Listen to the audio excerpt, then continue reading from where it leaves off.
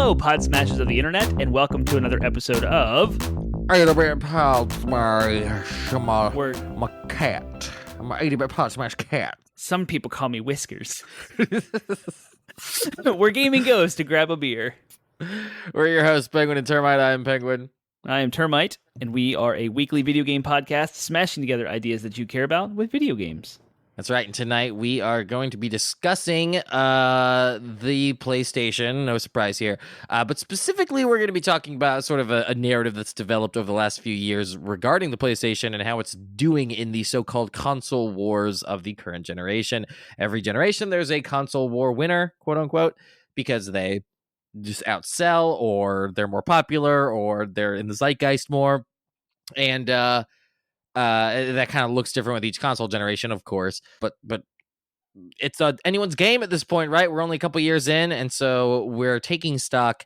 This is a conversation about more than just the PlayStation. Obviously, we have to compare it to its contemporaries, but they're on top right now, or they've been on top for a while. So we are going to talk about the challenges they are currently facing to their dominance, and try to answer whether or not we think that they will fall.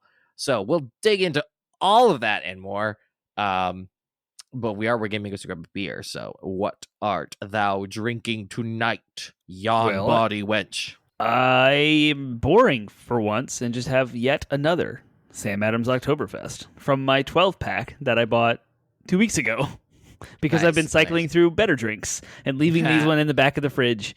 And here I am tonight with no more beer except for this one. So I am drinking a Shiner Bock. Oh, that's a good beer. Yeah, so small town, small brewery. Every drop of Shiner beer is brewed in Shiner, Texas. Population 2,069. Nice. By local craftsmen who take pride in our little brewery and our classic Shiner Bock. This American-style Bock has a clean flavor and a slightly sweet finish. We hope you enjoy drinking it as much as we enjoyed making it. Prost! I don't know if I've had this. It looks familiar, but I don't know if I've had it. But I always enjoy a good Bock. It's a simple beer. Simple beer for a simple man. I'm going to give it a shot. Where'd you get it from? Food Lyon. Gotcha. So we don't have time for banter. Instead, we're going to talk about something that we do find that is our favorite thing. Which is 80-bit pod smash is our favorite thing. 80-bit pod smash is our favorite thing. Man, did you hear me about to start it instead of you and then do the wrong one? Yeah, you were garbage truck on fire tonight. That's how I feel. I'm really tired too. Favorite things. Favorite things. Oh man, did I have a favorite thing? Let's go. What is our favorite thing? We're going. Yeah, no, you're going for it. And I'm like, I don't. Right. Yeah, go. All right, go. All right. So I went to two things, but it's all one. It's my favorite thing. If you follow any news on the gaming industry and follow news on the sports industry, you'll notice there's an overlap, a Venn diagram. Something happened that affected both, and that was the NASCAR race on Sunday that was held at Martinsville, Virginia. There was a driver, his name is Ross Chastain, who on the very last lap, on the very last turn, out of a very short track, decided to shift up into fifth gear and floor the car, letting go of the steering wheel, and rode the wall at 70 mile an hour and passed 5 cars to land a spot in the championship 4 for next week's very last race of the season. Wow. An unprecedented, never before done move, and arguably one of the most creative, ridiculous moves done in sporting history. I don't know of that. I think I had heard, or I didn't hear the actual maneuver, but I had heard about this thing happening where he did something crazy. And the reason why it hit gaming industry news was because in his post-race interview, they asked him, what did you think of this in advance? Right. Where'd this come from? And he's like, well, I played on the GameCube, NASCAR 2005, and I used to do this move on that. That's awesome. Here he is on the most prestigious Cup Series of NASCAR, supposedly a high professional, highbrow sport, quote unquote, and he's doing a video game move here. So the reason why that's my favorite thing was because I was there. I was in the crowd. What? Yeah, I was at the race with my dad and T-Bone, friend of the show, and we hung out all day long. We got there early. We got some pre-race experience. We were able to walk down to pit road area and see all the cars and drivers up close prior to the race starting. Walk on the track all around. It was awesome. And then we got food. You can bring your own beer into NASCAR races because it's amazing. So I pre-bought a bunch of Star Hill beer, which was way cheaper than a $9 Bud Light. And we had a bunch of beer between the three of us. It was perfect. And I actually brought one home. And yeah, so we hung out in the stands. We watched the whole race. We saw that thing happen, which unfortunately my eyes were not directly on that move. I was watching the winner. Oh, man. And so I didn't actually get to see the whole thing live as it happened. I kind of just saw the commotion around it all. But I was at the event. I was there. So that was my favorite thing. I love NASCAR. I haven't been to a race in like 3 years, and it was absolutely wonderful. So go do fun things, people. You only have one life. Go do fun things. That's crazy. Well, good for you, man. That's awesome. I don't know if I can top that. I was vacationing with my family. Halloween also happened. Week. Halloween was great. Yeah, we went to the beach, which is a weird choice for October. I admit it was also fairly cold, but that can be fun too. Like just like, we're not going in the water. We're just chilling out in the sand, fully clothed with shoes on, but we've got kids, so you still can play in the sand and stuff. It's not like when you go with a bunch of adults and just like, oh, well, it's too cold to do anything, so we're just going to sit here, I guess. Like, no, we're playing with the kids. So that was fun. And they had a great time. It was a good time spending time with family. It was also great because I got some tender, affectionate time with my Switch. And I got to play, I don't play my Switch very often anymore. So I kind of picked up, but I brought that handheld and portable. So I brought that and played, got a good logging of time in on Bloodstained Ritual of the Night, which I've been meaning to sink my teeth into for like 2 years now. I guess you got it to me 2 years ago for our gift exchange. So really enjoyed it. Like once I like picked it up, put it down a couple times, and this time it really stuck. It's a great one to play when you just need a handheld when on vacation and stuff. But I liked it so much I ended up buying it again on PlayStation because it's like a 30 hour platinum and it's not too terribly hard. And I enjoyed it enough that I'll revisit it, maybe not right away, but definitely down the road. So, and I just, you know me too. This is the year I've sort of refallen in love with 2D side scrollers, modern 2D side scrollers mostly, but thanks to Metroid Dread. So, which I've been also randomly dying to like fire that up again and just like it came out a year ago. That makes sense. No, it did, didn't it? Yeah. Oh, yep. Yeah, I always get you get the anchorings like a year. So which is actually also side note. Speaking of which, part of the reason why we're doing this episode is because it's almost been 2 years, 2 full years since the PlayStation. I think it's not quite the anniversary yet, but it's pretty close. Yeah. So. Okay. So blank. Yeah. So my favorite thing in general was just the vacation in general. It was just nice. I will say it's always nice spending time with my family. With the kids because they're all eager to take the kids off our hands, which is just nice. It's the only way you actually feel like a vacation. Exactly. Otherwise, it's just like you're living life somewhere else. And sometimes that's harder.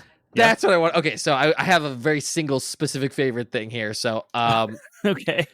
I will say, go ahead and like fast forward like 5 minutes if you've got kids around and don't want to explain why a joke is funny. But I promise you, if you're worried, I'm not going to say any words that are like bad words. I'm just going to say a word that sounds a lot like a bad word. So, anyways, just skip ahead 5 minutes if you don't want to. We're typically family friendly, but this is too good to not say it's my favorite thing. I like to treat myself whenever I'm on vacations and have like a period of time where I can just relax. And I like to get these days, my vice of choice is to get a like disposable vape pen, something where like I could be done with it. It's not particularly habit forming for me. I usually, once I'm like, after like 2 days of not having it, I'm usually like back to normal, no cravings.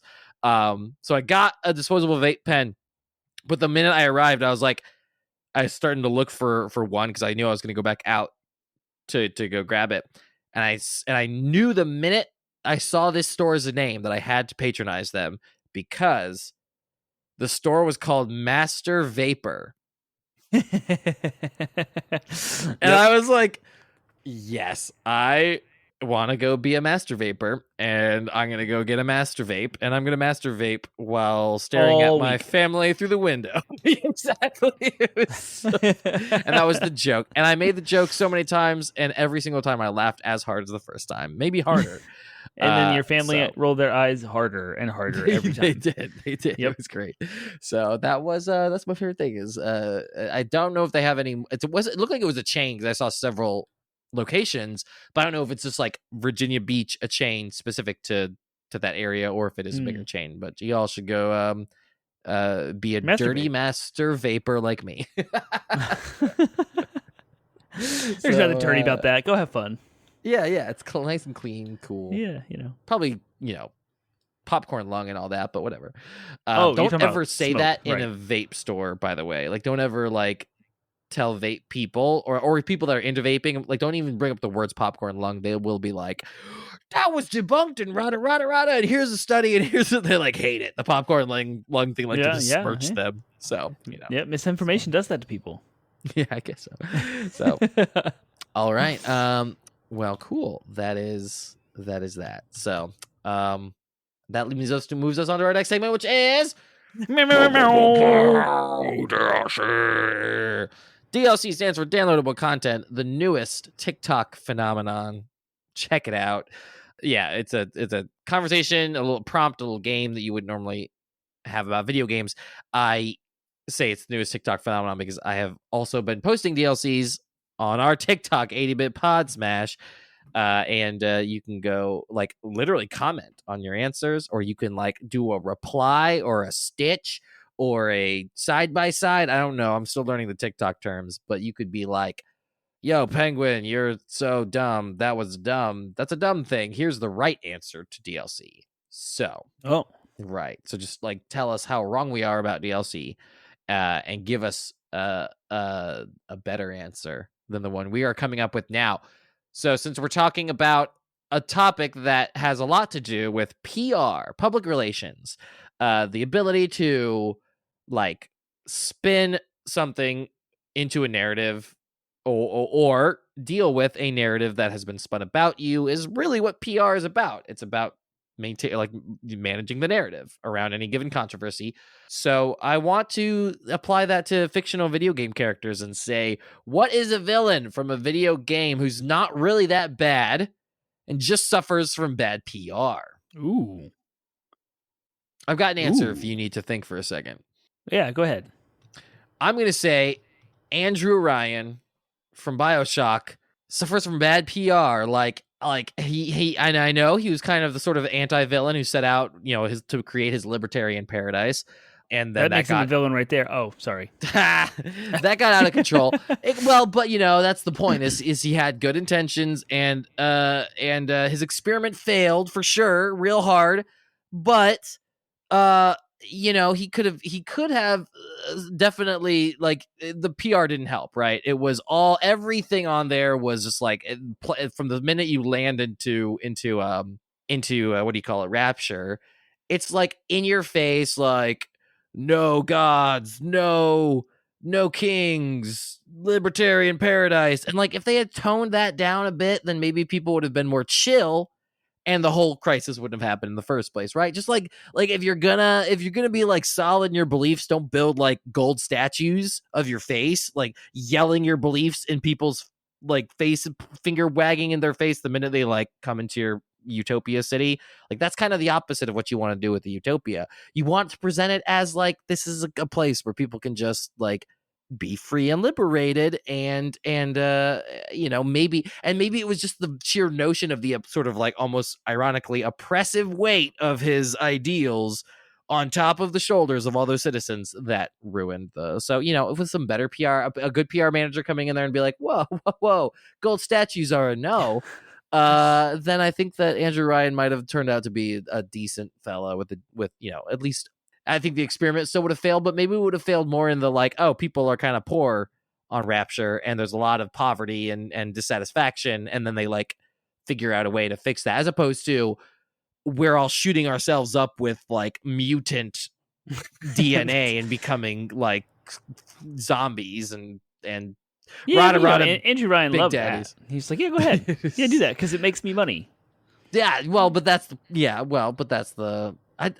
Was it him though? Who was? I feel like he was. I feel like it was. No, it was what's his name? It was the other guy who like Frank Fontaine, who Oh something yeah, spoilers. He imported all that stuff in, and Ryan couldn't do anything. He was trying to stop it, but he couldn't do anything about it. That's what I'm saying. Is like he wasn't a good memory. bad guy. He was just presented like a bad guy, and it was Fontaine who was then exploiting the whole system to that he's the real bad guy. And that's why Andrew Ryan needed PR is to also help make Fontaine the real villain, Gotcha. and deflect a bit from himself. There's my answer. That Frank All Fontaine. right. I'm going to give you a different type of answer, but along the same lines. Okay. When bad guys are introduced in video games that are later converted into quote unquote converted, they're not actually converted. They just never really were bad. Right. And this is kind of a simple, more like light levity answer. But Knuckles from Sonic and Knuckles. Yeah. Knuckles. He's presented as a bad person, and he like wrecks Sonic's face for a while. He gets in the way in Sonic 3, but Dr. Robotnik just lied to him and made Sonic out to be a bad guy. So you had two PR spins happening. One, Robotnik's lies and misinformation. Yep. Twisting Knuckles' view of who Sonic was and what his motives were. Sonic's Absolutely. not a bad guy, clearly for us. Mm-hmm. But also, Knuckles isn't bad. Knuckles was just believing the narrative, the bad narrative about Sonic. And it wasn't until... I guess this was well articulated in the Sonic 2 movie. I don't know if you had seen that, but like Sonic, I need to. That's fine. Yeah, it's really, really good. So I'm not going to spoil anything there. Just go see that movie if you haven't yet. It's articulated very well. But I was specifically talking about the Sonic and Knuckles, Sonic and 3 on the Sega Genesis games. Sure. Mm-hmm. There's not dialogue, but you can surmise what happens based on the little cutscenes, quote unquote, that happen. But basically, Sonic does a lot of good stuff. Knuckles realizes Robotnik is lying to him. Knuckles joins Sonic's team, and then they fight together, and they're on the same, against Robotnik. So. Yeah, I like, and it's a good answer. Definitely, I need to like figure out in my head like who needs the PR then, like because Knuckles is just like in that case like a patsy, right? Knuckles is actually falling victim to a Knuckles bad is us. PR. Knuckles is humanity. Exactly. And like Knuckles is falling victim to someone who is, essentially a bad evil working in that case as the PR. It's too real. It's real. That's real. If you want to get into the depths of Termite's soul. No, I really don't. one of my biggest like internal fears. We had episodes about fears is being misunderstood. Like if you want to get an emotional response out of me, it's to like not understand what I've tried to clearly articulate. And that's why I repeat myself a lot in a lot of different ways, because I want to make sure. Anyway, I digress. So this hits a little too close to the chords. Let's move on past DLC. Happy PlayStation anniversary if this airs around the time. When is I don't even know when the day is, right? I want to say it was like November 20th. That sounds really good memory. That's really good. That's good memory. 12th. I was off by 10 days from now. And this episode launches on the 7th. Oh, perfect, guys. So it is the week of the anniversary. So happy current gen anniversary. You know what? I bet you I wrote that down. No, I didn't. Because I just wrote down that God of War comes out. So I was like, let's do something Sony related. Oh, that's also timing, also fitting. Yeah. All right, cool. Well, you wanted to talk about this. So I said, okay, let's talk about it. And so I wrote it down and gave it priority. So, let's first sort of talk about, again, we've already been hitting on the idea of what a narrative is in this context, right? So if we're talking about narrative in the context of a story, like an actual fictional story, we're talking about the plot, right? We're talking about the moment to moment like storytelling beats, and that's a whole different. And it's a very similar but a very different thing than in this context. In this context, we're talking more of like I said, a PR narrative, maybe is what you'd word it, or just sort of PR. This is all to do with PR. That's why I did that DLC. So this is a PR narrative. So this is something that it's like a story. In any case, a company's going to have a narrative no matter what at all times. Every company has a narrative, and for the last 10 or 12 years, it's Sony is the best place to play because they have the exclusive games. They're putting out the cutting edge hardware, and they are no more expensive than their competitors, right? That's kind of the narrative. In the later half of the last generation, there was some narrative that was like oh, they're using their dominance to sort of exploit some developers who are, so whether it was the cut they take from the PlayStation Store or the cross-gen stuff, there was some discussion about that in the back half, and that sort of started planting the seeds for what we're going to talk about. But to start with, to provide some more context, let's keep this brief because we talk about the console wars and why Sony is considered the winner a lot. But let's talk sort of about what it means to win a console war, and why has Sony been considered the winner for the last generation, at least, if not, I guess they've had two runs, right? PS2 and PS4 were sort of there, and They did yes, win a PS3. They won sales, but they didn't win the zeitgeist, right? Like that That's true. that sort of went back. to the Xbox, and then the later half of that long generation was starting to fall to PC. But they definitely kind of made a comeback with the PS4 in a big way. So yeah, why were they? What was that comeback? What did it look like, and how did they pull so far ahead of their competitors in the console space?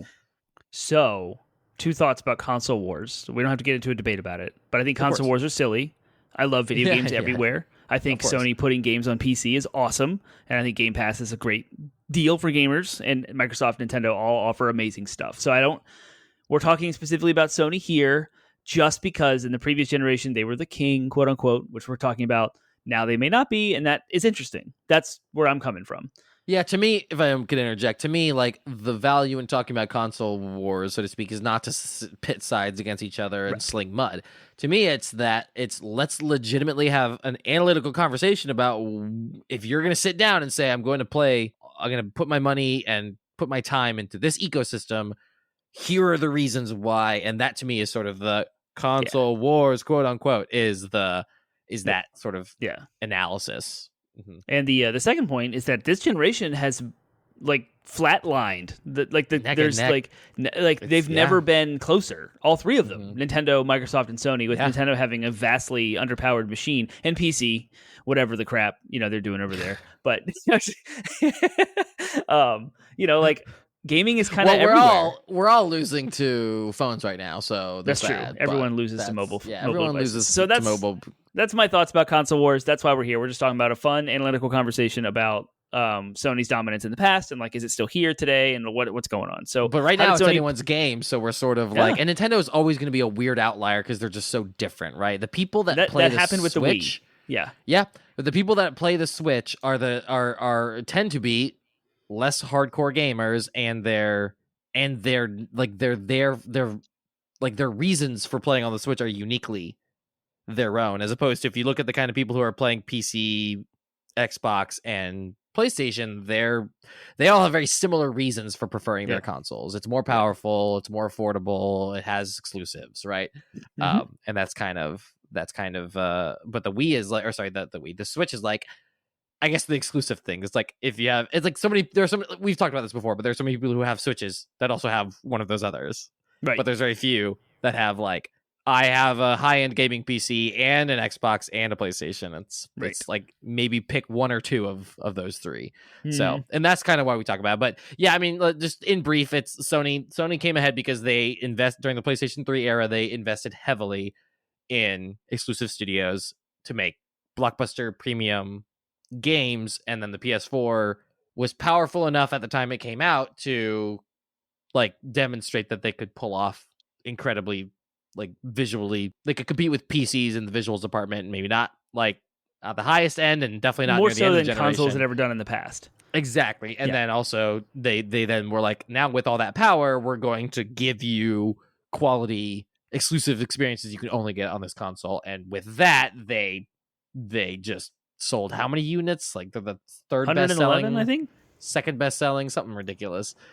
So that's it. That's basically how they won. They had some early leads too with things like some bad choices that Microsoft made with wanting the Xbox One to be diskless, and then having to add that, and then the Kinect and the always online, and some of those early losses for Microsoft did not help. But it wasn't just Microsoft's shortcomings. It was the fact that Sony invested and had a winning strategy. Whether that will continue to pay off in this generation is yet to be told. I'm still playing PlayStation because of the exclusives, but I'm playing PlayStation less now because of things like PS Plus, and less now because of things like affordability, and less now because of things like fidelity, right?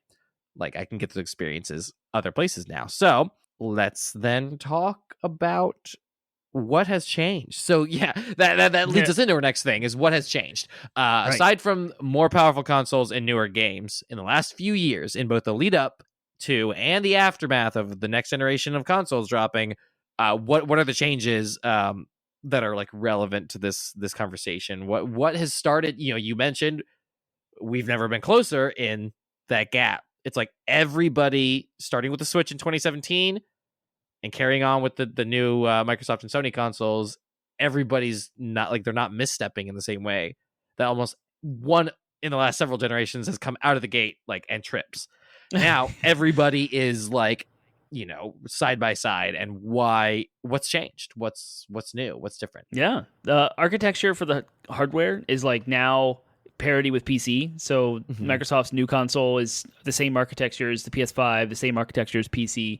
And the reason for doing that is for third-party support. You want your console platform to have the ease of portability so developers can make one game and compile it on 3 different machines for the 3 different specifications. And it's easy to move games between all of them and support all the platforms. That's what you want. You want to cast a wide net and the market share. That's what you want to capture. For games like Destiny and Call of Duty and Apex Legends and Fortnite, you want to capture as many people as you can across all the consoles. That's kind of the whales of this.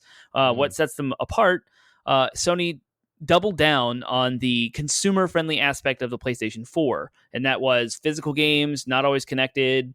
We're gonna produce the best quality storytelling and cinematic experiences ever seen in the world before on this console, because Microsoft tripped up and they were way ahead of their time. So in the next generation, Microsoft course corrected and came up with the most consumer-friendly option you could ever think of, and that is the Netflix of gaming, Game Pass. Where right. What has been working over the last 10 years Xbox One in entertainment, right? And that has been these streaming services where you pay one single fee and you get all the games you want.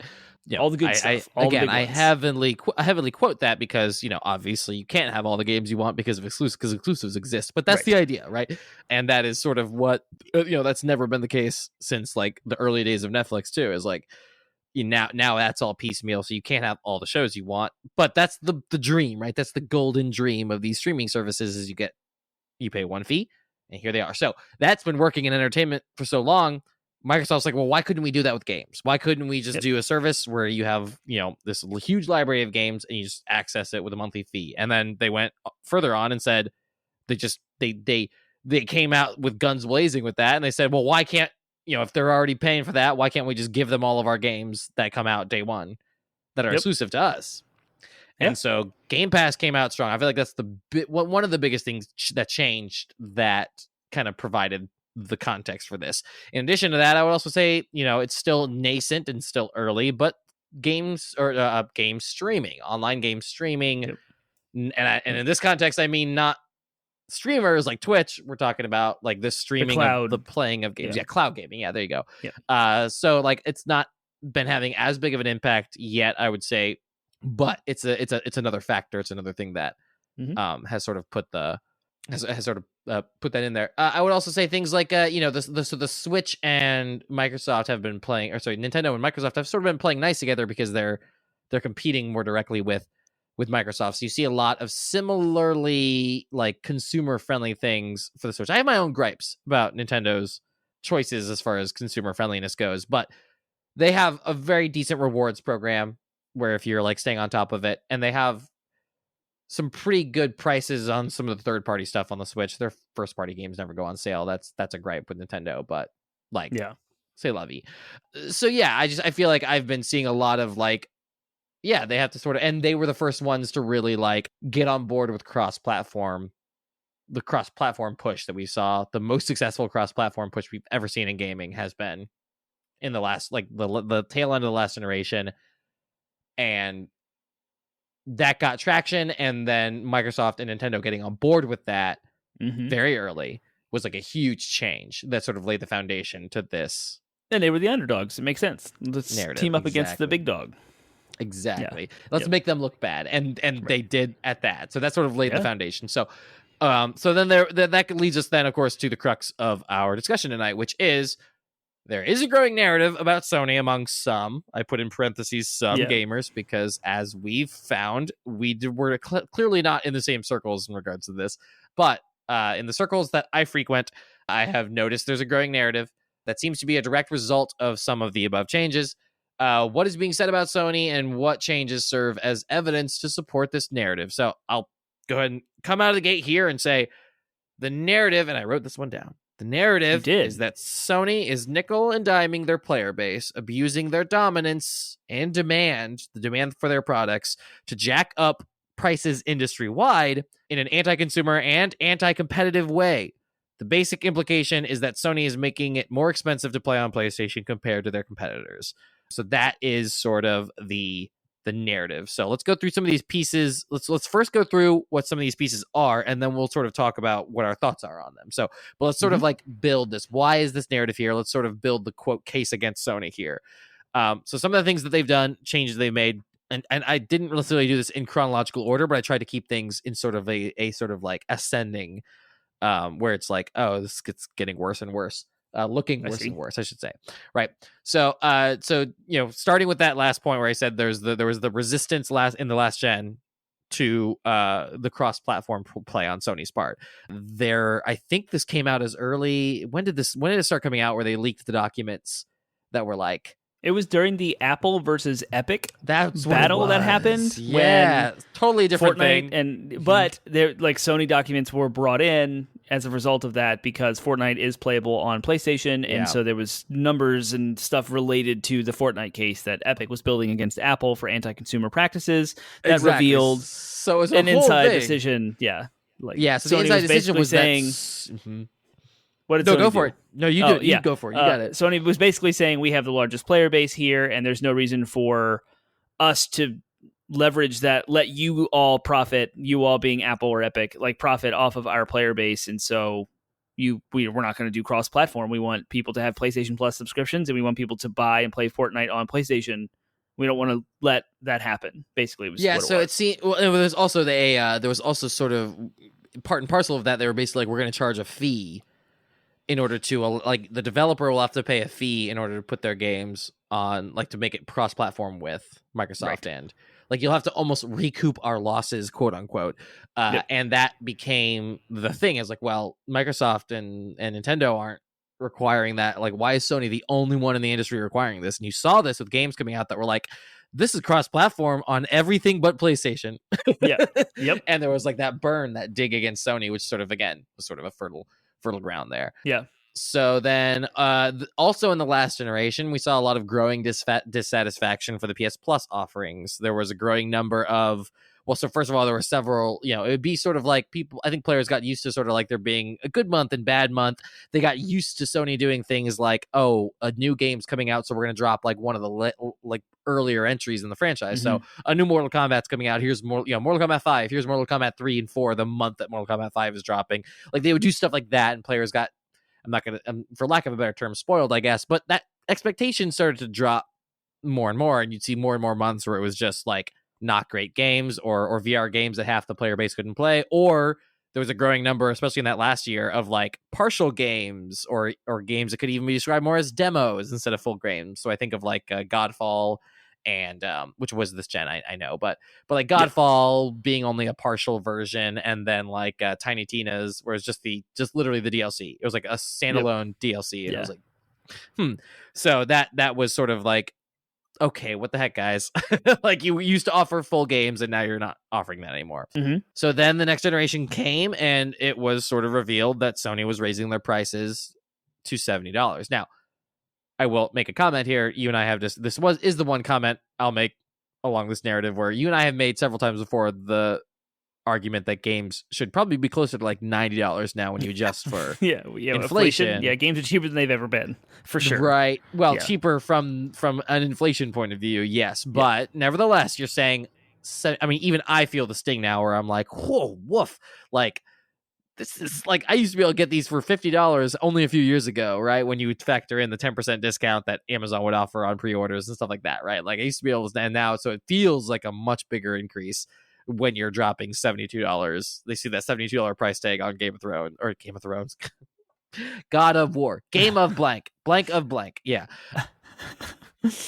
But this was a push that was almost entirely led by Sony. There was like it was like started with Sony dropping like Demon Souls, and Sackboy I think was also like $70 when the PS5 first dropped, and those were like the first ones that we saw the $70 price tag on. And then it was shortly after like some Activision game came out. They're like, now we're also, I think it was a Call of Duty actually, and it was like, oh look, here's also a $70 price tag for the next gen version. And so people sort of saw that and were like, what the heck? Especially when, and that's the thing, is like, sure, we can compare it to inflation rates, but you can also do the same thing and say you can also just compare it to their competitors. And Nintendo is still only charging $60 for their games, and Xbox has Game Pass, right? So it's like, yeah, but definitely stings for the PlayStation. Those third-party games on Xbox also cost $70 at launch. It's true, exactly. So that same Call of Duty, Ubisoft, Activision. Right, so I would push back that it wasn't led by Sony. It wasn't like Sony started it and then everybody else is like, well, if they're doing it, we can too. It was more like, here's the new generation of stuff. Right. Most third-party stuff plus Sony exclusives went 70. Right. We didn't feel that with Microsoft because Game Pass. And then Nintendo stayed back at 60, which they are now. Exactly. So I wouldn't say that it was led by Sony, but it happened with the advent of Series X and PS5. For the sake of the narrative, I'll simply say Sony was the first one it was the most noticeable of. Sony players were the ones hit by it first. Yep. Definitely. Cool. So the next big thing that I think would hurt them was it became very clear that the lack of smart delivery was going to be a problem for Sony. Oh gosh, yeah, continues to be a problem. The most in the face of consumers pain point you could possibly have is smart delivery. Right. So what is smart delivery? It's Xbox's little feature that if a game runs on an Xbox platform, period, it doesn't matter, whatever hardware you're using to access that game is what version of the game you will get. So if you have a Series X and you pull down Gears of War 5, you're going to get the Series X optimized version. If you have a Series S, you're going to get the Series S optimized version. If you have an Xbox One, you'll get that one, and so on. PlayStation has released versions of their games that are on PS4, and they run in backwards compatibility mode unless they release a specific separate PS5 app. And then if you're lucky as a consumer, they might allow you to upgrade for free or charge you for that upgrade, but it's two different apps that run differently on the PlayStation 5. It's always confusing. Sometimes they're released... Sometimes they're PlayStation Plus games like Final Fantasy VII Remake that have DLC and PS5 enhancements, but the people who got it on PS Plus for free are not able to upgrade for free, so you have to buy the copy. I'm sitting on Resident Evil 7 right now, and I cannot get the PS5 version because I have the PS Plus collection version of Resident Evil 7. You see how confusing this is? Like if you're an audience listener and you just heard me and you're dizzy, that's the problem. He did that. It's like you chose it intentionally because it was such an obnoxious thing to awful. Say out loud. Yeah. And and then there was other kind of like BS moves they did part and parcel of that, where it was things like they almost charged people for an upgrade on Horizon Forbidden West after they promised that for the first year all exclusives would have free upgrade paths, but then they delayed Horizon Forbidden West outside of that. Now granted, they delayed it outside of that not to profit off of that, but they delayed it for good reasons to make a better game. However, they almost tried to exploit the fact that they delayed it in order to charge people for an upgrade path. Yeah. So that people didn't just buy the PS4 version and upgrade it for free, right? That was like, so it's like, come on, guys, like, come on. And so they had to like dial that back. But in general, it was just like, there have been so many, I have experienced so many, like directly, I have experienced so many pain points on this like thing that I bought Mortal Shell, the PS5 version, because I was like, sweet. And it didn't have like cross save. So I was like, oh, I'll have to start it all over again. I might as well just finish it on the PS4 version. That kind of sucks. So it's just it's so unnecessary when you have your competitors sitting there and just being like, whatever version you have, plug it in, you'll get the best, like the best version. Like even if we have to have you download the newer version, whatever, like if that has to be, but we'll just automatically detect it and give you all the bells and whistles. It's great. God of War Ragnarok comes out this week. PS4 version is $60, PS5 version is $70. There's a $10 upgrade fee. That's how it is. Yep. That's all there is to it. They've simplified it. I guess that's one sentence. But when Microsoft comes out with what's their Starfield, it's going to be one version of the game, and whatever console you access it from is what you'll be there's What no you'll get. Xbox One version, there's no XS version, there's no X version. Like, it's just one game. And Yeah, it's this is going to probably be the on one Game that Pass, but you and I are hottest about, and so we could rant about it all night. So frustrating. Let's Yeah. pile on top of that here. So, so as everyone is experiencing, so this isn't necessarily a problem with Sony alone, but it's contributing to the problem. So alongside all of that, starting with those things, you then have just sort of, whether it be COVID or whether it just be the general dev cycles that have been elongated because of, increased graphical fidelity without increased tools to help them with that workload. What's been happening is you've been seeing fewer and fewer exclusive games releasing each year due to more delays and stuff like that. So, again, now looking back at the PS5 2 years in, we have some great games on it, but how many of them are PS5 exclusive games? You and I have talked about this a lot. And by that PS5 exclusive, I mean not just Sony exclusive. I mean, you could only play it on the PS5, the console you spent $500 on. Right. It's the best one of those is like Returnal, Demon Souls, which again is just a remake of a game that you can play on a PS3. Shoot, Ratchet and Clank? Is Ratchet and Clank the other one? Ripped Apart. Yep, Ripped Apart. Yeah, so it's like, wow, you said guys. Rip Apart? Rip Apart. I might have. I've got some canker sores in my mouth right now, so that sucks. There's like a little bit of, I might just be like, Rip Apart. That's what they call it from now on. So there's Destruction All-Stars, and there was a list of like actual PS5 exclusives, but the fact that we can't just like recall of amazing ones right off the bat. And I guess there's The Last of Us Part 1 remake. That's PS5 exclusive. There's no PS4 version of that. Mm-hmm. So that's the newest one. Remake, but really, that's it. Everything else has been cross-gen. Yep. And there was news that dropped. I mean, this is a small thing, but there was news that dropped where one of the developers said that God of War, for example, because it has to run on PS4, cannot take full advantage. Right, concessions have to be made, sure. Exactly. There's Astro's Playroom, which is awesome, and a darling. Yeah, we love Astro's Playroom is amazing, yeah. So kind of hopping over to the other side to build the case against Sony, we'll look sort of really quickly at PS Plus versus the Game Pass, and we'll start with the fact that Game Pass was available way before Sony even had the apple in their eye to retool PS Plus, right? Like, this thing was announced I feel like this thing was announced the same year that like Breath of the Wild came out, right? Like, it was very early, or very late in the last gen, but pre June 1st, 2017. So you almost nailed it. Yeah. So same year. Game Pass has been around for a while, and at least 5 years before Sony would even people had been begging Sony to compete with this thing. And it took them forever to get it off the ground. When they finally did get it off the ground, it had confusing structure, bad price points. The most recent tiers that they just did this year?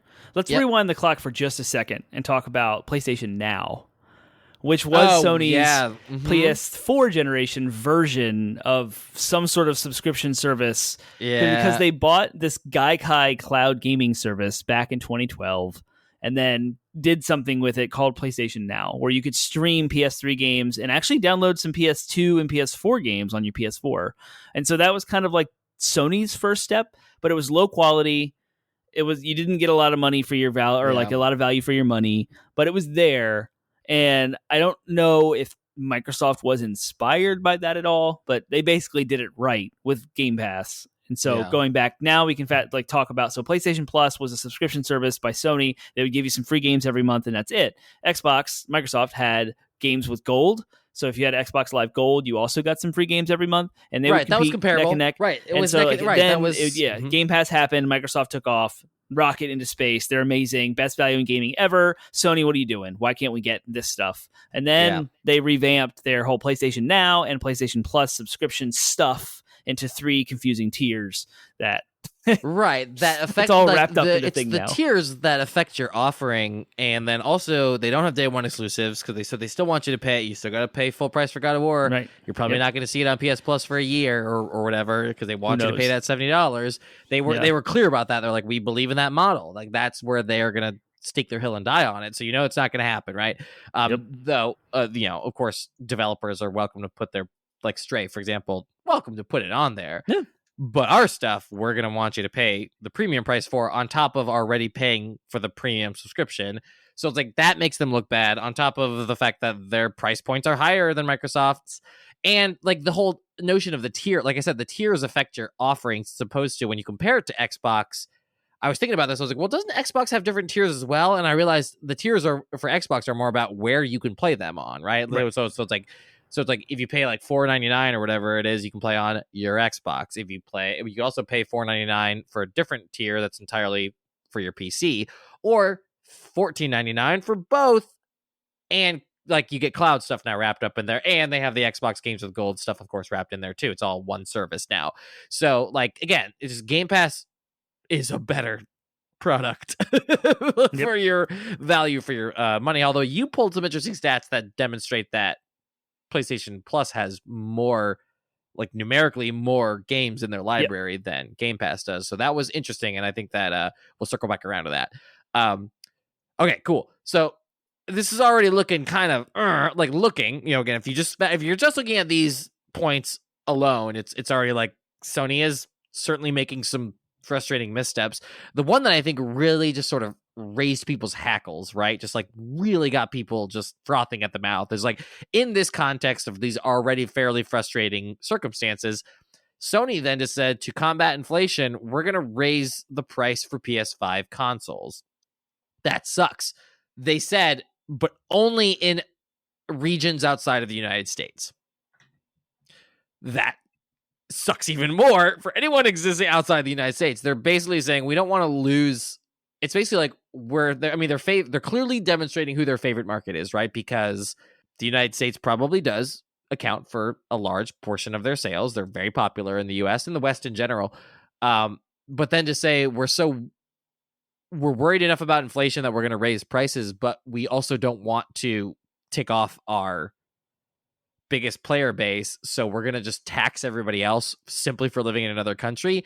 That I think is really what pushed this over the edge for a lot of people. And what sucks is these other countries that are affected also have even more stringent supply chain issues. It's harder to find a console, and their American dollar is at its strongest now, which means all the other global currencies are worth less because kind of like the dollar is the standard. I don't understand global economics. I just hear what people are saying when they say it was already more expensive in our country just by like existing here. And now with the Sony actually raising the MSRP in those countries, it's just like digging your heel in to a wound, like stepping on them while you're down. Like it's super hard to find. And now I have to pay even more money. You stabbed us in the back and now you're twisting the knife. Yeah, definitely not a good look. So on top of that, too, when you're looking globally, you see the Microsoft's acquisition, right? Microsoft basically doing what... I added one more little bullet about expense of stuff. Since they raised the prices on PS5, right on the heels of that news came their new expensive Elite controller, which is a $200 customizable Elite gaming controller, slightly more expensive than Microsoft's, which makes sense because the haptics versus... But still, it's $200 for an Elite controller that has like customizable things. And then just today, hot off the press, PlayStation VR2 price was announced at $550 for the PS4 add-on or PS VR2 add-on, with a bundle that comes with the new Horizon game being at $600. So at that point, you're basically just paying for a PC, right? Like that is total. Now, granted, you still have to pay for all that stuff if you want to do all that stuff on PC, right? So not. Right, like you still have to buy a VR headset, and if you want a cool haptic controller, you still need to buy that. It's probably also super expensive. I'm just saying, that's $1,000 right there for that experience, right? And that's not even factoring in a game, right? At that point, you're paying $1,000 for in a generation where Xbox or Microsoft removed the Kinect and disassociated itself with it to keep costs down. Now Sony's over here, but those are optional. I get it; they're optional accessories. They have a small player base that's small target audience. And so that's the caveat there. But it's just a narrative, right? This is like Sony has the premium costs on everything. And does that cost have the value that they say it does, is what we're questioning here. In a time where there are fewer exclusives releasing each year to justify their, what they said, their what they sell themselves on, all that stuff.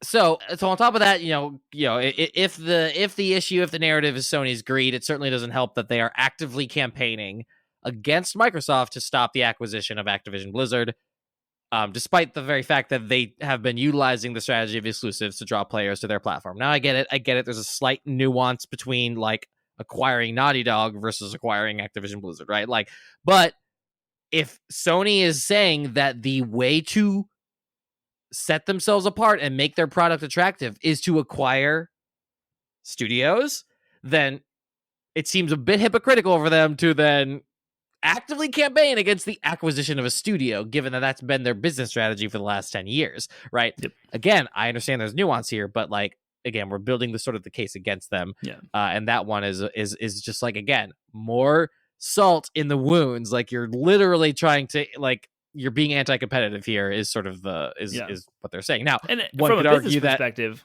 it makes perfect sense. If a business perspective, like that's your competitor, if they're trying to acquire the biggest franchise in gaming history, and that's Call of Duty, you would definitely do it's in your best business interest to go after that and stop them from doing it.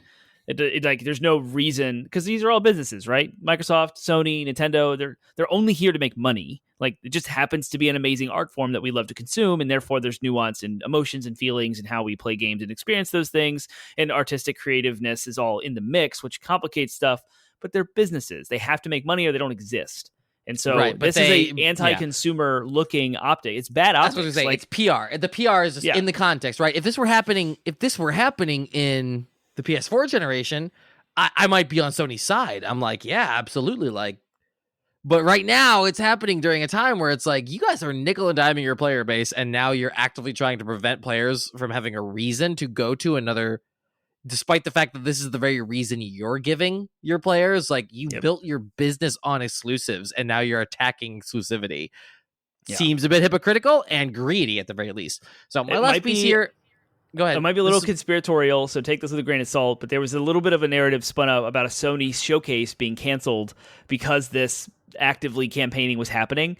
And it was that Sony's biggest argument against to the CAB over there in Europe was that they were getting something that's extremely lucrative on PlayStation consoles, and that's the Call of Duty franchise. And so it would negatively impact Sony's businesses to a crazy degree because they don't have anything or whatever. And then the showcase was like, boom, Final Fantasy 16, which is a PS5 exclusive for like a year, came out with like a random trailer, just like bloop.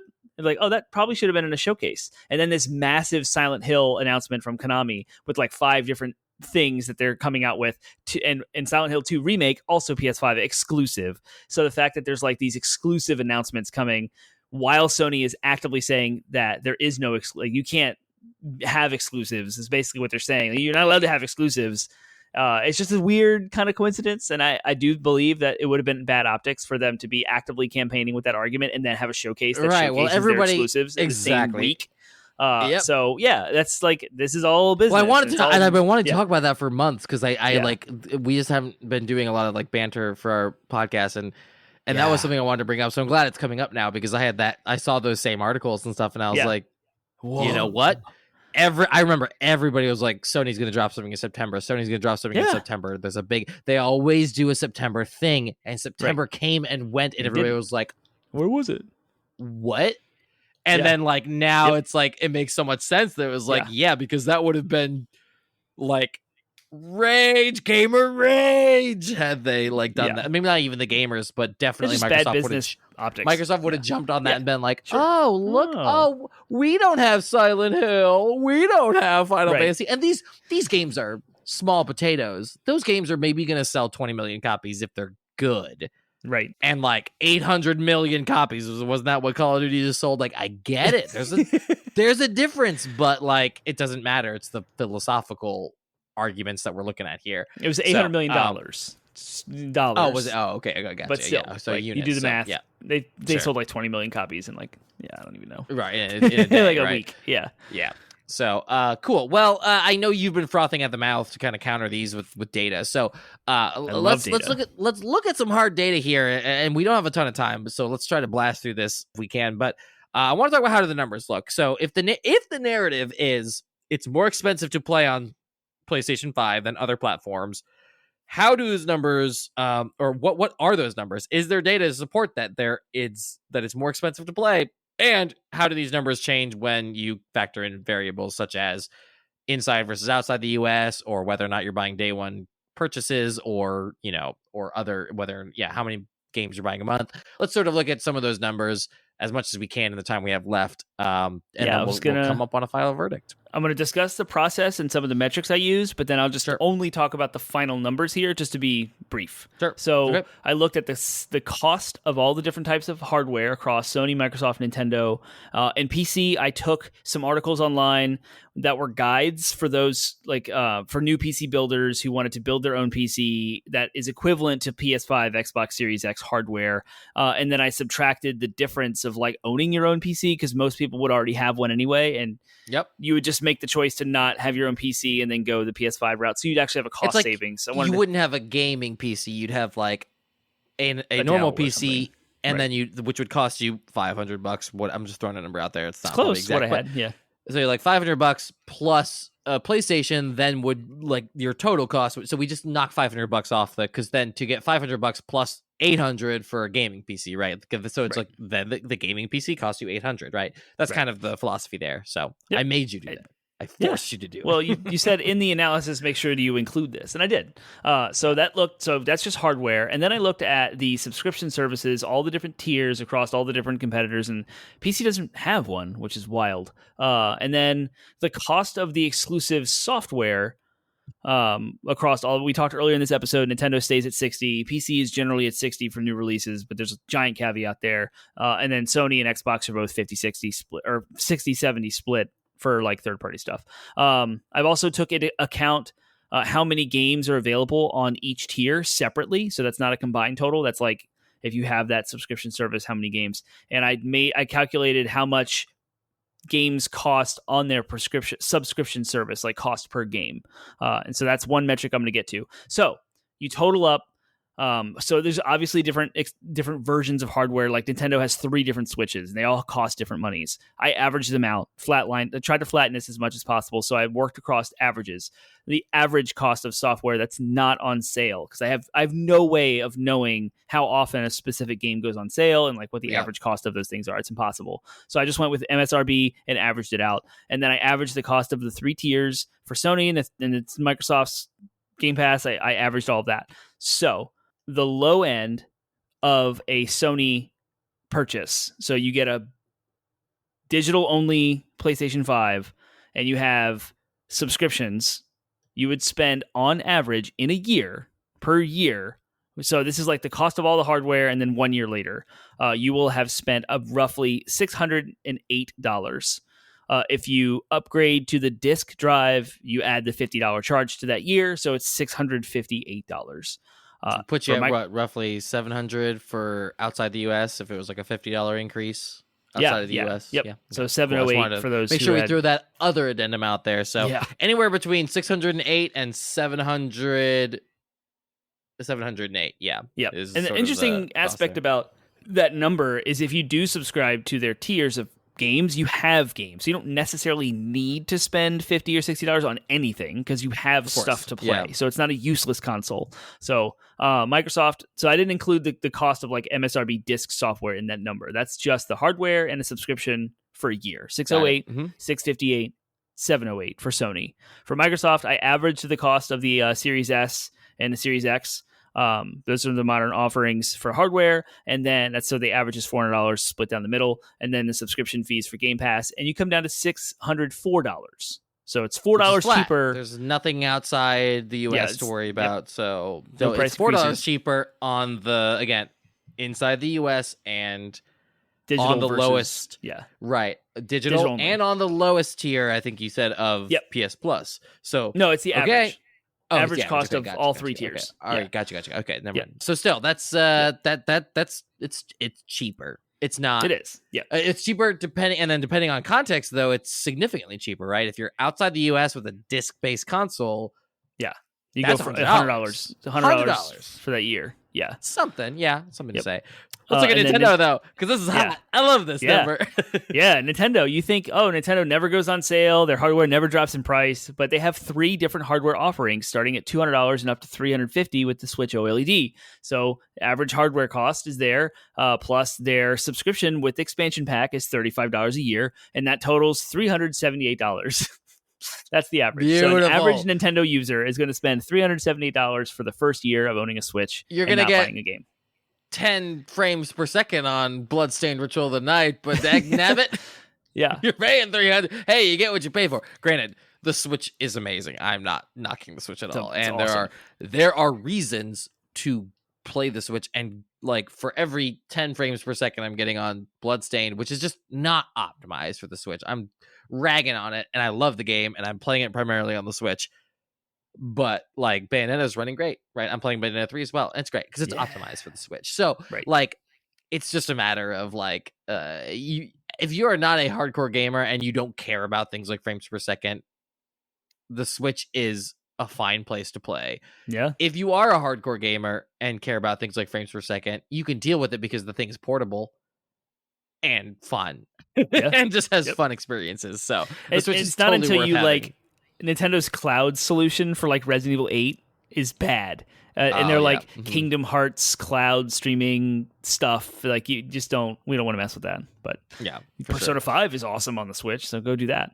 Just came out. Well, how does PC compare then? So PC, I took like I said, the difference of building your own gaming PC, and I subtracted the cost of what it would take to like have your own PC. I went low and high. I took some averages there. So like the cheapest PC you can get is roughly $250. A more expensive regular house PC that's not gaming is like $600. And so I averaged that. And then the gaming PC was $908. That was the PlayStation equivalent. Subtracting the difference, doing a bunch of math. On average, $908. That's not bad. I'm sorry. I didn't realize you could get a PlayStation 5 basically. Yeah, for it got a little confusing because the new video cards have obfuscated the old ones, in the market. Right. So like the old ones are now like not available anymore, and you have to buy them from resellers, and like it's weird. And there's new. So to come up with that number, I had to like figure out what is the current generation video card offering that's on a lower tier that was equivalent to the more powerful previous. It was nuts. PC's stupid. Like that's why we don't buy them. Okay, because you like, probably could have gotten way simpler. I'm certain there's out there. You were just crazy about this. It's not as complicated. I just took it too seriously. PC. Yeah, you did. I love you, but you took it too seriously. There were probably simpler ways of doing what you did. That said, I understand why you did it, and you are right. It is complicated, but some people would say in the complication comes a lot of freedom. That's true. So the average total cost. What are you paying? What are you paying? $601. So to me, one of the things that is making a difference here too, for PCs, like for argument's sake, one of the things that really I think is helping PC in this regard is, despite the fact that like Game Pass merged with Xbox Gold, despite the fact that PS Plus now has a more robust offering, it doesn't change the fact that one of the things that's making a big difference here is the fact that you don't pay for jack subscription wise on a PC. You pay your monthly internet fee, which you need to do anyways. So like that's why I didn't include that. PC gamers are saving a lot of money by not having to pay for a yearly subscription just to access multiplayer gaming. It's a big deal. It's and certainly making the difference in this case. And I'll say that, like, to me, looking at it right now, I, as a consumer, and Microsoft is clearly smart about this, right? Like this, like comparing, they must have done a similar analysis, because of course, way better than mine. Well, certainly, yeah. I gotta say, looking at it right now, looking at just this numbers here, is like, to me, PC and Microsoft are like, or PC and Xbox are like the same. So to me, I see no reason to buy an Xbox. And clearly that's Microsoft's point of view as well. They see no reason to sell you an Xbox when they're already making a profit off of your Windows license on your PC. Right. So just let you play it on PC. Yep. And play all their games on PC and Game Pass. And that's so smart, because there are so many people who are going to then be in that ecosystem just sheerly as a result of being like, sweet, Microsoft lets me do this. Guess who doesn't let me do this? Sony. I gotta buy the game again I gotta buy God of War again if I want to play it on my PC. Not that I'm gonna do that, but I would have to do that. Yeah. Whereas Xbox is like, you got Game Pass? You want some Halo on PC? You want some Halo on Xbox? You got it, babe. So yeah, wherever you are, that's what the Halo is. Yeah, it's because comparably, they're sitting there at a comparable price point, right? Like the same person, the same, like, so one person, Microsoft sit there and says, okay, so one person's going to buy a PC, one person's going to buy an Xbox. They're roughly the same average cost per year. Why don't we just give people the games where they want to play it? Because they're buying our stuff anyways, right? Yep. So It's genius. So anyways, It is. okay. So so knowing then that those are the average costs. So what we're looking at is the Sony is demonstrably the most expensive no matter how many ways you skin it. But depending on choices you might make, it still might be really close. Like you can play it on the cheap, but even on the cheap, you're still paying about as much as you would per year on Microsoft or PC. Now, granted, there are extremes here. And the biggest swinger here is probably PC, right? You can just like go crazy with the cost of a gaming PC. Yeah, you can get for like $5 grand, $10 grand for like right. So I would say on the other end of that spectrum is the most consistent. If you want a consistent price point per year, Microsoft or Nintendo is your best bet because it's just here you go. Microsoft's like, here's your prepackaged gaming machine, and it's going to cost you this much, and here are all the fixed price points. So consistency for Microsoft, and if you just want gaming on the cheap and you don't care about things like graphics, and you really want to take the thing portable, Nintendo is the way to go. So final verdict then, do you think how do you feel about this narrative? If the narrative is it's more expensive to play on Sony, therefore, I think that is true. But do you think that this will have an impact ultimately on Sony's dominance? Do you think that this is sort of the beginning of the end, right? So that's sort of the main, more important question. Is this a non-issue for Sony? Okay, fine. We're the most expensive place to play, but we're the premium. We're the premiums, you're going to still get the best experiences, so you get what you pay for, right? So do you think Sony will still come out on top? Or do you think that this will have an impact on their ability to dominate this generation? I think they're going to stay the same. I feel like Microsoft is going to make enough headway that it makes it look like Sony fell behind. But I think Sony just stays the course. I think nothing really changes here. They've made a lot of bad consumer-friendly or non-consumer-friendly moves. So I think Sony's going to try to button that up. Like, they're going to do whatever, like, to fix some of the pain points, maybe with smart delivery, backwards compatibility, whatever. Like by the end of the generation, right? I'm casting a vision for the half-step consoles will come out, PS5 Pro. They'll come out with a cheaper revision. I feel like they'll simplify PS Plus too. They'll say they'll come out with like it'll be essential and premium, and like they won't do that extra. Like that middle tier is really what muddies it a lot. Like just and then they'll take all of these amazing exclusives and they'll come out with the PlayStation hits with the red label, like they've done in every generation prior to, and they'll release them at $30 and $40. Towards the end of the generation, so they'll fix, course correct, allow the player base to stay healthy and strong. But Microsoft is going to jump so far ahead and start eating their lunch with Game Pass. The only caveat there is that Phil Spencer just had like an interview this week that indicated that the Game Pass subscription rate is stagnating on consoles, but PC is growing. So that's interesting. Is like people on Game Pass PC are still subscribing in new waves, but like now you can start seeing the wave of initial subscribers on the new Series S and Series X is now diminishing. It's slowing down a little bit. I bet you the sale, because there's more like people are still buying and upgrading their PCs, whereas like right, yeah. You just buy an Xbox, but to me, I think Sony's going to stay the same, and they need to fix their anti-consumer crap, and then they can fix their PR and come out with great games. And I'm okay with spending $70 on God of War Ragnarok. It's going to be amazing on my PS5, and that's a personal preference. Like I get it, it's great. But for those who are trying to game on a budget, I understand the frustration that you can get that's a whole conversation. Microsoft really doesn't offer an experience that's equivalent to like The Last of Us Part 2 or God of War Ragnarok at all. There's no equivalent yet. Maybe with Starfield. Maybe with Avowed. Starfield, I guess, whatever, like Avowed, I was going to say. The remake of Fable, the next Perfect Dark, all the stuff they have coming down the pipe. But sorry, go ahead. We have what do you think? Well, another thing that almost warrants an entire conversation to its own is there is the question of like, okay, well, sure, we might be on the cusp of Sony. Sony can have Microsoft's playing a game where it's like Sony can have the consoles. We don't care, right? Like Sony can have them. Sell your boxes. We're playing the game that is. We don't care what box you're playing on. We just want you to subscribe to our services. And when they come out with like the Xbox Roku stick or the smart TV with Game Pass built into it, and it's all just like cloud-based streaming stuff, like that's going to set Xbox way ahead. It's going to just way the moon, right? So they're no longer playing the console wars. And to me, the question, again, we don't have time to get into it, but the question becomes, is Sony going to win the console war but lose lose the industry, right? Like lose their space, like where it's like nobody, you can have consoles because nobody's playing consoles, right? Like it'd be like saying like, oh man, yeah, Magnavox really won the VCR war. Like, yeah. Right? Like, okay, who cares? Like no one's doing this anymore. Blockbuster so totally won the movie store rentals war, right? Like they did, right? They did. Like, they were the last bastion. They were the last one. So it's just like, we're coming on the cusp of like gaming itself may be changing the way that we interface with these things. Yeah, it is, right? And at the end of the day, it's only a matter of time. The technology is already there. It's in its nascent form, but it's there.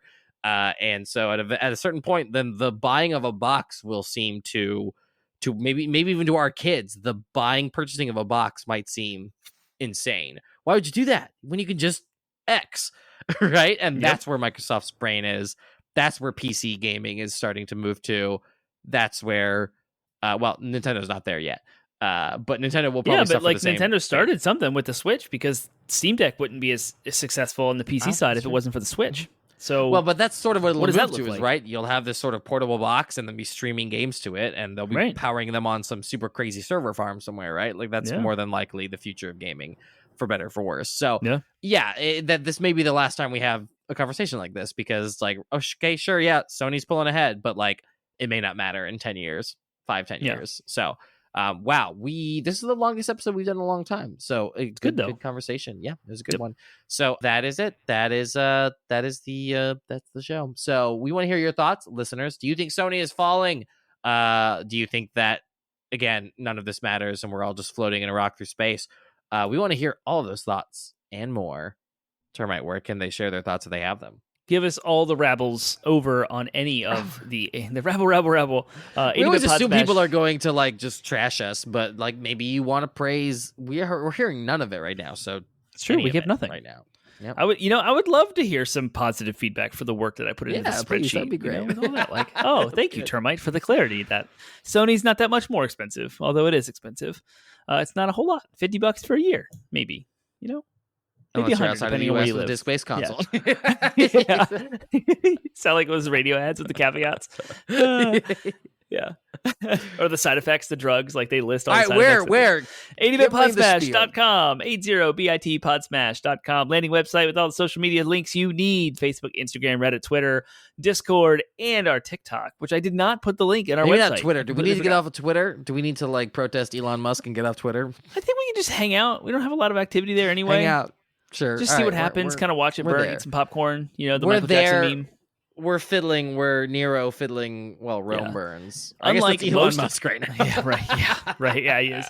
But most of the gaming industry relies on Twitter for like business connections and followers and advertisements, et cetera, et cetera. We don't really rely on Twitter for anything, so it doesn't matter. Like, we're just going to hang out there and be a point of contact for anyone who might still be there. But I'm with you. I'll be okay with leaving Twitter if it comes to it. No problem. So Twitter, yes. TikTok is our newest one. We stood up our TikTok channel. Penguin puts DLC out there for anyone to consume, respond to, and comment. So please go look at that. And if you are listening to us and you come by way of TikTok or YouTube or twitch.tv/80bitpodsmash and you're wondering what's going on, what is this podcast you're talking about? It's a podcast that comes out every week, Mondays at midnight, new episode, topical, just stuff about gaming and topics that we care about and how it relates to gaming. It will all be there. Podcast services are all there, 80bitpodsmash.com. Links to Spotify, Stitcher, iHeartRadio, Google Podcasts, Google Play, Apple Podcasts, what I meant to say. And a big announcement, which if anyone is still listening here, if you're still here after that, thank you. But we have a new announcement about the Game Awards, December 8th. 7:30 p.m. Eastern. We are going to be live reacting and watch along, whatever you want to call it, on twitch.tv/80bitpodsmash. So come hang out with us, get in chat, and talk about all the hype. Well, I'll say this again on every episode up until then so that more people can get aware of it. And I'll try to remember to post on social media too. So there you go. What are we talking about next week? All right. Next week, we're talking about AI. We're going to revisit. We had a conversation a long time ago about AI and the potential it has for gaming, but there's sort of a dystopian version of that that's happening now that basically with technologies like Stable Diffusion and just some demonstrations that have happened in the last few months, it's becoming clear that AI might be able to replace artists both visual artists and things like voice actors. And so we're going to talk about the impact that the industry might face with AI, that a lot of industries might be facing with AI, and what's kind of come out in the last few years. So we're going to talk about that for episode 269. Nice. Nice. Now we'll just say, we'll see you next week. See you next week.